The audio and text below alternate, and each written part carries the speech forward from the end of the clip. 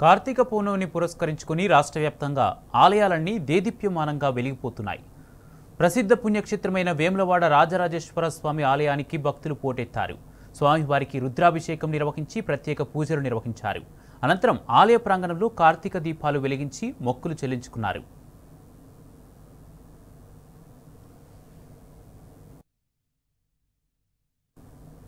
కార్తీక పౌర్ణమిని పురస్కరించుకుని రాష్ట్ర వ్యాప్తంగా ఆలయాలన్నీ దేదీప్యమానంగా వెలిగిపోతున్నాయి. ప్రసిద్ధ పుణ్యక్షేత్రమైన వేములవాడ రాజరాజేశ్వర స్వామి ఆలయానికి భక్తులు పోటెత్తారు. స్వామివారికి రుద్రాభిషేకం నిర్వహించి ప్రత్యేక పూజలు నిర్వహించారు. అనంతరం ఆలయ ప్రాంగణంలో కార్తీక దీపాలు వెలిగించి మొక్కులు చెల్లించుకున్నారు. దీనిపై మరింత సమాచారం ప్రతినిధి వేణు అందిస్తారు.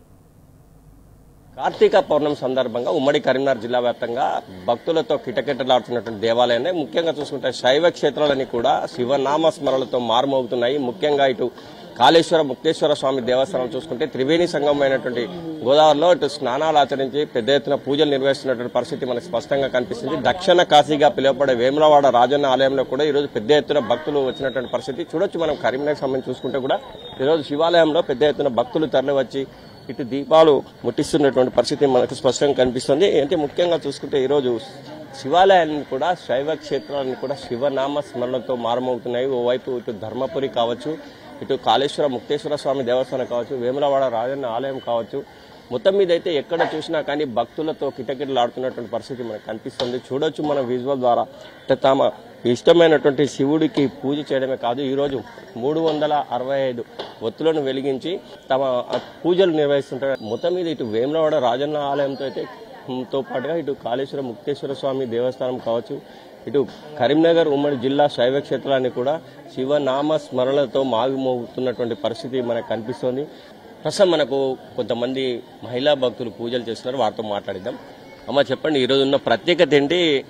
కార్తీక పౌర్ణమికి సంబంధించి. పౌర్ణమి శివునికి ఎంతో ప్రీతికరమైనది రోజు. ఇవాళ కార్తీక పౌర్ణమి పొద్దున్న లేచి తలంటు స్నానాలు చేసి గుడికి వచ్చి దీపాలు ముట్టించుకుంటాము. 365 దీపాలు ముట్టించుకుంటాము, వత్తులు ముట్టించుకుంటాము. కార్తీక పౌర్ణమి రోజు శివునికి ఎంతో ప్రియమైనది రోజు. ఈ కార్తీక మాసం మొత్తం వత్తులు ముట్టించుకుంటారు. గుళ్ళలోకి వచ్చి వత్తులు ముట్టించుకుంటారు. ఇంట్లో అయినా గుడిలో అయినా కూడా వత్తులు ముట్టించుకుంటారు. ప్రత్యేకత ఇది, మహిళలకు చాలా ప్రత్యేకత. ఏ దేవాలయాలు చూసినా కూడా భక్తులతో కిటకిటలాడుతున్నటువంటి పరిస్థితి మనకు స్పష్టంగా కనిపిస్తుంది. దీపాలు ముట్టించడమే కాదు, ముఖ్యంగా చూసుకుంటే ఈరోజు ఏ శివాలయాలు కూడా శైవక్షేత్రాలన్నీ కూడా శివనామ స్మరణతో మారుమవుతాయి. ప్రస్తుతం అయితే మనకు కొంతమంది భక్తులు వారితో మాట్లాడిద్దాం. అమ్మ, ఈ రోజు కార్తీక పౌర్ణమి, దీనికి ఉన్న స్పెషాలిటీ ఏంటమ్మా అసలు? మహాదేవ నమస్కారం. ఈ రోజు సంవత్సరంలో దాదాపుగా 4 మాసాలలో వైశాఖ మాసం, మార్గశిర మాసం, తర్వాత కార్తీక మాసం, ఈ 3-4 మాసాలు విశిష్టత. దాంట్లో కార్తీక మాసంలో అగ్నికి సంబంధించి, శివునికి సంబంధించింది, సుబ్రహ్మణ్య స్వామికి, అమ్మవారికి అందరికి సంబంధించింది కాబట్టి కార్తీక పౌర్ణమి రోజు శివుడు మహేశ్వరుడు ఆయన రాక్షసుని త్రిపురాసురుని సంహరించింది కాబట్టి ఈ రోజు విశిష్ట సుబ్రహ్మణ్య స్వామి విశిష్టత ఉంది. ఇక్కడ చాలా సంవత్సరాల నుంచి, మేము దాదాపుగా నా వివాహం 40-50 సంవత్సరాలు అవుతుంది. గుళ్ళో ఎప్పుడూ రద్దీ రష్ మంచిగా మళ్ళా స్వయంభూలింగం తీరుంటది. ఈ రోజు త్రిపురాసురుని సంహారం చేస్తారు కాబట్టి అగ్నితో సంబంధించింది కాబట్టి ఈ రోజు కార్తీక మాసంలో ప్రత్యేక దీపదానం గాని, ఫలదానం, అన్ని ఏ దానం చేసినా కోటి రెట్ల ఫలితం వస్తుంది. ఏది చేసినా, గంగా స్నానం చేసినా, ఫలదానం చేసినా, దీపదానం ముఖ్యంగా 365 వత్తులు ఒక్కరోజు మనం ముట్టించుకోకపోయినా గానీ సంవత్సరానికి ఈ ఒక్కరోజు 365 వత్తులు ముట్టించుకుంటే సంవత్సరం మొత్తం చేసిన ఫలితం వస్తుంది.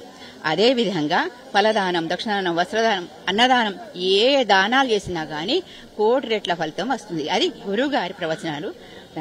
ఎక్కడ చూసినా కానీ మనకు భక్తులతో కిటకిటలాడుతున్నటువంటి శైవ క్షేత్రాలు కనిపిస్తున్నాయి. కార్తీక పౌర్ణమి నేపథ్యంలో చూడొచ్చు మన విజువల్ ద్వారా కూడా అభిషేకాలు చేసేవారు అభిషేకాలు చేసుకున్నటువంటి పరిస్థితి. మరోవైపు దీపాలు వెలిగిస్తూ కూడా తమ ప్రియతమ శివుని కొలవడమే కాదు, ముఖ్యంగా ఈరోజు పెద్ద ఎత్తున ఏ శివాలయం చూసినా కానీ ఈరోజు ఉదయం తెల్లవారుజాము నుంచే పెద్ద ఎత్తున భక్తులు తరలి వచ్చి దీపాలు ముట్టించడమే కాదు, వత్తులు ముట్టించడమే కాదు, ముఖ్యంగా చూసుకుంటే చూడొచ్చు మన విజువల్ ద్వారా పెద్ద ఎత్తున భక్తులు తరలి వచ్చి అభిషేకాలు చేస్తున్నటువంటి పరిస్థితి ఒకటైతే, మరోవైపు కరీంనగర్కు ఉమ్మడి జిల్లాలో ఒక ప్రత్యేకత ఉందనే చెప్పాలి. ఎందుకంటే శైవ క్షేత్రాలకు నిలయం ఉమ్మడి కరీంనగర్ జిల్లా అని చెప్పాలి.